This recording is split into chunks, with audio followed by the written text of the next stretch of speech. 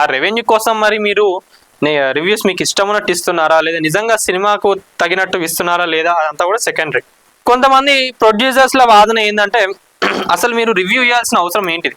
Cinema దానివల్ల ఏమవుతుందంటే పైరసీలోకి చాలా మంది వెళ్ళి చూడడం, థియేటర్కి పోతే ఎందుకు టికెట్ పైసలు బొక్క, ఇదే ఎట్లాగో రివ్యూ మంచిగా ఇయ్యలేదు కదా, అదేదో మన మూవీ రివ్యూస్లోనో దాంట్లోనో దీంట్లోనో చూసుకుంటే అయిపోతుంది కదా అని చెప్పి చాలా మంది కూడా థియేటర్లో పోతలేరు. అట్లా ఎవరికి లాస్? ప్రొడ్యూసర్స్కి. వాళ్ళకి ఎంతసేపు ఏమని ఉంటుంది, మేము పెట్టిన పైసలు మేము నష్టపోతున్నాం కదా అని చెప్పి అనే ఉంటుంది. నిజంగా ఇన్ కేస్ ఒక సైడ్ ఒక పాయింట్ ఆఫ్ వ్యూ నుంచి మాట్లాడాలి అనుకుంటే వాళ్ళదే కరెక్ట్, ప్రొడ్యూసర్స్దే.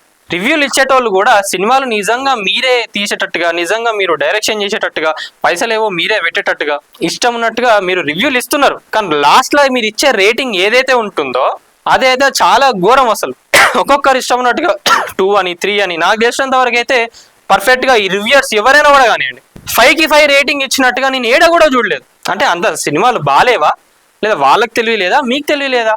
సరే, మీకు రివ్యూస్ అంతగానో మీరు రేటింగ్స్ ఇస్తున్నప్పుడు మీరే ఒకటి ప్రొడ్యూస్ చేయడమో, డైరెక్ట్ చేయడమో, స్టోరీ రాసో ఇవ్వచ్చు కదా.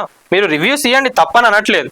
కానీ రేటింగ్ ఇచ్చినాక ఏంటంటే జనాలలో ఒకటి పడిపోతుంది వాళ్ళ మైండ్ సెట్లో, అరే నిజంగా సినిమా బాగాలేదా, ఇంతగానం రేటింగ్ ఇచ్చిందంటే అట్లీస్ట్ మీకు ఇంత లక్షలలో సబ్స్క్రైబర్స్ ఉన్నప్పుడు దాంట్లో ఒక 100 మెంబర్స్ 200 మెంబర్స్ ఎంతో కొంతమంది మీ రేటింగ్ చూసి సినిమా పోకపోతే అది లాసే కదా.